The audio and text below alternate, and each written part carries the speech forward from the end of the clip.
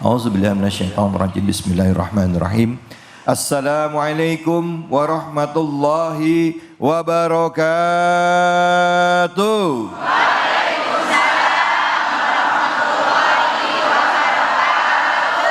Alhamdulillahirabbil alamin. Puja dan puji kita panjatkan atas kehadirat Allah Subhanahu wa taala. Tidak lupa kita berikan salawat dan salam kepada junjungan kita manusia yang mulia Nabi besar Muhammad sallallahu alaihi wasallam beserta keluarga, sahabat dan umatnya yang setia hingga akhir zaman. Bu, Pak, sehat? Alhamdulillah. Badan sehat? Jiwa sehat? Imannya kuat? Alhamdulillah. Banyak kita kalau ditanya sehat yang dipikirin cuman badannya aja, Pak. Ya, padahal masih ada jiwanya. Belum lagi kita lihat lagi keimanan kita gimana. Betul apa betul? Orang yang imannya kuat, insya Allah hidupnya nggak pernah gelisah. Ya, tapi kalau kita mulai gelisah, berarti ada masalah dengan keimanan kita. Seolah-olah nggak yakin bahwa ada Allah yang akan memberikan pertolongan kepada kita. Nah, hari ini kita coba mengkaji permasalahan dalam kehidupan sehari-hari dari sudut pandang Al-Quran dalam program kesayangan kita, Cahaya Hati Indonesia. Bu, Pak, ada nggak orang yang pernah ngalamin ngutangin orang uang? Kayaknya banyak ini. Pernah nggak pas lagi naginya susah? Banyak. Giliran minjem baik-baik, giliran ditagih susah. Ada nggak yang pas ditagih galakan dia? Waduh, banyak banget. Kita akan angkat tema nih tentang utang ya. Bu, ini cerita buat orang yang memberikan hutang dan juga yang menerima hutang ya. Gimana Islam memandang ini ya. Kita nggak akan menyudutkan salah satu, cuman kita sama-sama yuk kayak ngasih kesadaran gitu ya. Buat yang ngutang, bayar hutangnya ya. Yang menghutangi juga seperti apa sih di dalam Islam. Temanya adalah utang janji dunia yang menagih di akhirat. Untuk kesempatan pertama sudah hadir bersama kita guru kita Al-Mukarram, Al-Ustadz Dai kita Randy Tanjung. Untuk itu kepada beliau kami persilakan. Silakan Fadhil Ustaz. Bismillahirrahmanirrahim. Assalamualaikum warahmatullahi wabarakatuh. Waalaikumsalam warahmatullahi wabarakatuh. Bismillah, alhamdulillah, la hawla wa la quwwata illa billahil aliyyil. Alhamdulillah, puji syukur kita panjatkan kehadirat Allah Subhanahu wa taala. Salawat serta salam senantiasa terlimpah dan curah kepada junjungan Nabi kita, Nabi besar Muhammad sallallahu alaihi wasallam. Yang saya hormati dan muliakan host kita Bapak Ustadz David Kholik dan juga para pemirsa Cahaya Hati Indonesia iNews TV serta bapak-bapak, ibu-ibu yang hadir pada hari ini. Mudah-mudahan kita semua dimuliakan oleh Allah Subhanahu wa taala. Amin ya rabbal alamin. Bu, Ya. Bu, kita hidup di muka bumi ini, alangkah bisa tenangnya kehidupan kita manakala kita bebas dari hutang. Betul? Kita tidak menjamin seseorang yang memiliki mobil yang mewah, turun dari kendaraan yang mewah, rumahnya begitu sangat bagusnya, kita belum yakin saat sekarang ini apakah yang semua mereka miliki itu bebas dari hutang ya. Betul? Siapa tahu masih kredit, betul nggak? Kenapa? Jangankan mereka yang orang yang kaya, kita saja termasuk ibu-ibu pengajian, jilbabnya masih ngutang. Ada nggak yang kayak gitu? Ada nggak yang kayak gitu? Ada. Kenapa? Zaman sekarang ini begitu sangat mudahnya untuk minjem, betul nggak? Kita ngaji, besok kita ada acara iNews TV, yuk kita sama-sama biar seragam, kompak semuanya. Gak apa-apa dah, kita beli jilbab 3 kali bayar ya.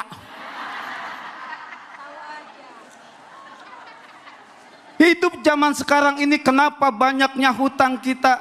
Karena kita lebih mengedepankan gaya hidup konsumtif.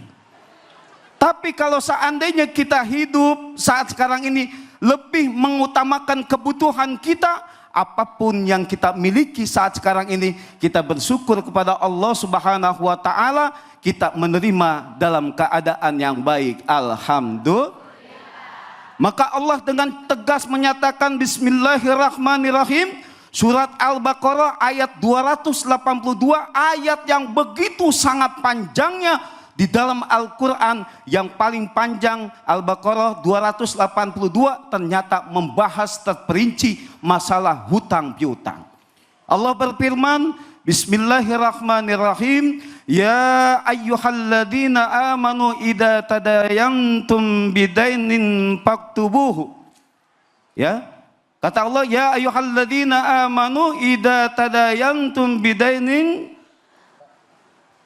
ila ajalim musamman faktubu. Kalau seandainya hamba-hambaku yang beriman, ketika engkau memiliki urusan hutang piutang, maka catatlah. Nah, harus dicatat. Zaman saat sekarang ini orang banyak berhutang dengan bahasa yang begitu sangat lembutnya, dengan bahasa begitu sangat meminta, memohon agar bisa dipinjemin utang. Betul? Tapi ketika setelah meminjam, maka dia berusaha lari akan siapa yang meminjamnya. Bahkan ketika ditagih, cuma nanya doang. Bu, nanya doang. Udah ada apa belum? Galak dianya. Ya, ketika meminjam dengan bahasa yang lunak, dengan bahasa yang santun, dengan bahasa yang bagus, ketika ditagih, Masya Allah, dia begitu sangat galaknya ketimbang yang nagih dari orang bank. Betul gak? Dan inilah yang terjadi saat sekarang ini. Dimana ketika kita mau minjemin, terkadang ya Allah, gak mau saya minjemin dia. Kenapa? Bukan gak mau minjemin, ketimbang nanti saya pinjemin, jadi berurusan kita, silaturahim kita jadi putus nantinya. Betul nggak? Berapa banyak kita minjamkan uang, saya tahu mereka tidak mampu untuk bisa membayarnya. Yang kita pinjamkan adalah kita niatkan untuk sedekah. Contoh nih, contoh. Ada yang mau minjem 2 juta. Minjemnya 2 juta. Kita tahu kalau kita pinjamkan 2 juta ini akan membebani dirinya. Akhirnya kita kasih aja dengan niatan kita nggak mau minjemin, dengan niatan nih saya ada uang 500.000 silakan pakai. Tapi nggak usah ngomong bahwa saya nih ikhlas, nggak usah. Biarkan mempelajari bahwa dia bisa hidup dengan penuh tanggung jawab. Betul? Berapa banyak saat sekarang ini kita nggak tega.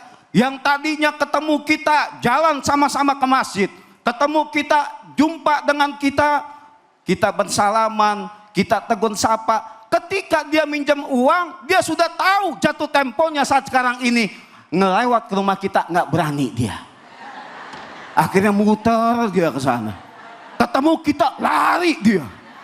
Padahal kita nggak ada niat mau nagih, betul nggak?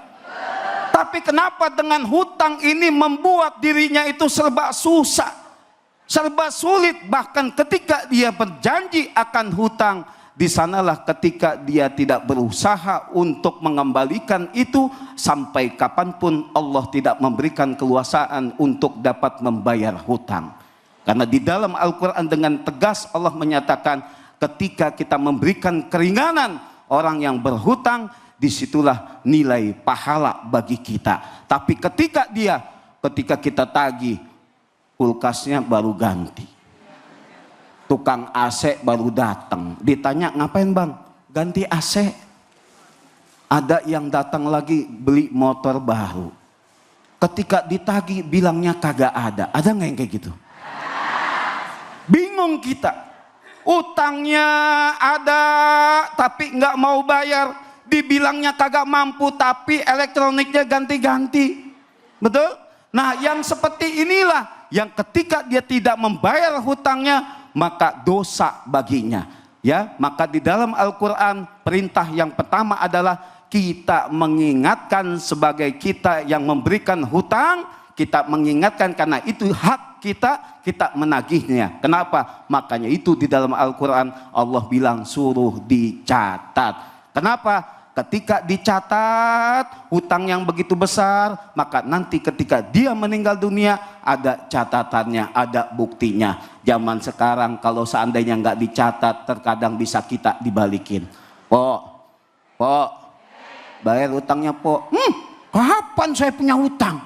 Perasaan saya nggak punya hutang, mana buktinya? Kita nggak ada catatannya, nangis kita. Betul nggak?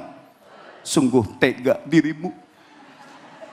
Giliran butuh datang-datang ke saya, giliran dipinjemin seakan-akan dia tidak mau mengakui bahwa dia punya hutang. Itu yang pertama, tagih. Yang kedua, di dalam Al-Quran memberikan keringanan. Kita tangguhkan, ya sudah, nanti kapan ada silakan dibayar. Yang kedua perintah Allah di dalam Al-Quran. Yang ketiga perintah Allah di dalam Al-Quran. Sudah kita lihat orangnya habis sakit dia, keluarganya juga ekonominya susah. Enggak ada kemampuan untuk membayar. Kita tahu itu semua. Kata Allah, wa anta saddaqu khairul lakum in kuntum ta'lamun. Kalau kamu sedekahin itu semua, lunasin itu, anggap lunas hutangnya, maka itu lebih baik kata Allah Subhanahu wa taala. Alhamdulillah. Tapi yang punya hutang nggak boleh keseringan baca ayat itu. Nanti pas ditagih hutangnya, wa anta saddaqu khairul lakum. Kalau kamu sedekahin, lunasin hutang saya, maka lebih baik bagimu. Ini bahaya kayak begini ya. Ya, maka kita punya berusaha, mudah-mudahan kita niatkan, kita punya hutang, kita niatkan, mudah-mudahan saya bisa melunasi itu semua. Allah mudahkan jalan untuk bisa melunasi itu semua. Amin.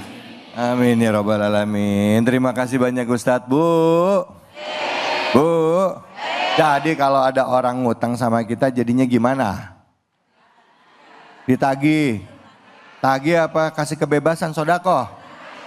Tagih. Wa anta sodakum khairul lahu. Gimana?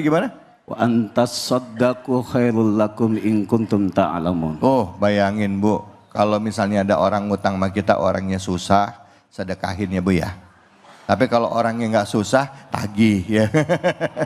Silakan yang mau nanya angkat tangannya, silakan. Ya, Ibu.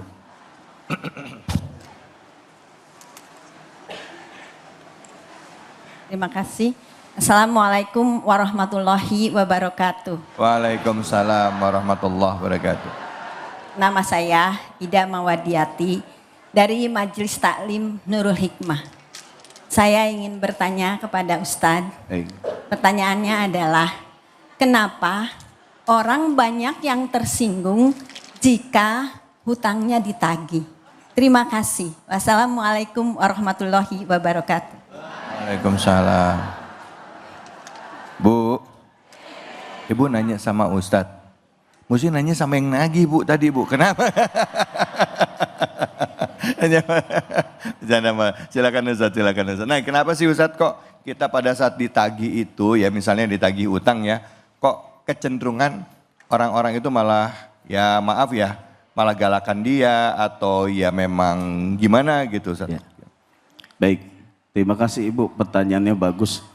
Kenapa sih yang diutangin itu ditagih terkadang suka galakan dia, marah dia. Yang pertama, Ibu, bahwasanya dia berpikir bahwa saya ini tidak berhutang. Menganggap itu hanyalah hal biasa, pinjaman yang biasa. Ketika dia berpikirnya bahwa ini adalah bukan hutang, maka dia akan seperti itu sifatnya. Enggak merasa punya hutang, satu. Yang kedua, dia punya tekanan yang sangat luar biasa. Orang yang berhutang itu punya tekanan di dalam kehidupannya sehingga membuat kegelisahan itu memuncak. Yang kemudian yang ketiga, dia sampai marah itu Bu, karena rasa malunya lebih besar ketimbang salahnya. Kalau orang bersalah, dia bisa ada kemampuan dirinya untuk minta maaf. Ada kemampuan dirinya untuk merubah dirinya ketika salah. Tapi kalau seandainya malu, nggak bisa kayak begitu. Begitu sangat malunya ini karena hutang. Apatah lagi dia merasa bahwa dia sudah tidak mampu untuk bisa melunasi hutang itu. Dari faktor-faktor itulah timbullah emosi yang memuncak, ketika itu dia bahkan bisa lebih galak ketika ditagih. Itu jadi seperti itu. Makanya betul kata Allah di dalam Al-Quran ya 282 tadi, ya ayyuhalladzina amanu idza tajayantum bidainin ila ajalim musammal faktubu. Wahai orang-orang yang beriman, jika kamu ada urusan hutang piutang, maka dicatatlah. Dicatat dalam artian bukan kita tidak percaya. Dicatat bukan artian kita membuat orang lain itu, lu gak percaya banget sih sama gua gitu. Bukan, karena perintah Allah di dalam Al-Quran harus dicatat. Untuk apa? Nanti kalau seandainya kita tidak ada umur, baik yang memberikan hutang maupun yang hutang, itu ada tandanya di sana. Maka ketika orang meninggal dunia, begitu sangat pentingnya hutang ini harus dilunasi, sampai di akhirat pun ditagih kita. Kalau di dunia masih ngegantinya dengan uang, betul?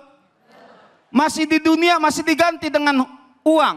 Tapi kalau sudah meninggal dunia, kalau tidak dibereskan itu semuanya, bukan diganti lagi dengan uang, tapi dengan kebaikan kita, pahala kita. Maka merugilah seseorang ketika itu. Maka ibu-ibu, bapak-bapak yang saat sekarang ini yang ada punya hutang, catat hutangnya di mana aja. Catat hutangnya di mana aja di dalam sebuah kertas, sampaikan kepada anak-anaknya. Nanti kalau bapak meninggal dunia, nih hutang-hutang bapak. Bapak masih berusaha untuk menjual aset misalkan. Bapak masih berusaha agar bisa melunasi hutang-hutang ini. Tapi ketika bapak meninggal dunia, tolong bapak ya, ini bapak punya aset ini, silakan dijual, silakan dijual. Ketika sudah bereskan hutang bapak semua, barulah warisan itu dibagi. Ini mah warisan dulu dibagi, bapaknya utangnya masih banyak kagak dibantuin. Kasihan itu. Betul Bu? Maka ada kewajiban sebelum harta warisan itu dibagi, maka kita bereskan dulu tanggungan dunia orang tua kita. Kalau tanggungan dunianya, wasiatnya udah kita jalanin. Ya, wasiatnya bilang, no ruko yang di sebelah jangan lu jual tong. Emang kenapa bapak? Punya orang. Wasiatnya udah dijalanin. Udah, kemudian hutang-hutangnya kita udah bereskan. Selesai, maka amal ibadahnya sampai kepada Allah Subhanahu wa taala. Tapi ketika dia tidak dibereskan urusan dunianya, kasihan orang tua kita nanti di akhirat, nanti amal ibadahnya hangus untuk bayarin hutang nanti. Maka kita tolong wujud cinta kita, sayang kita kepada orang tua kita, bereskan kewajiban amanah hutang dunianya. Maka setelah itu barulah dibagikan harta warisnya, ya. Seperti itu. Terima kasih Ibu. Alhamdulillah Bu. Udah jelas? Jelas ya, alhamdulillah. Ada lagi yang mau nanya? Mana lagi yang mau nanya? Udah cukup? Baik. Nanti ya, sabar ya yang mau nanya. Nanti saya kasih kesempatan kedua. Kayaknya kalau ngomongin utang nih nggak ada habis-habisnya nih. Ada yang mau curcol juga. Jangan kemana-mana, kita akan lanjut lagi tetap di sini di Cahaya Hati Indonesia.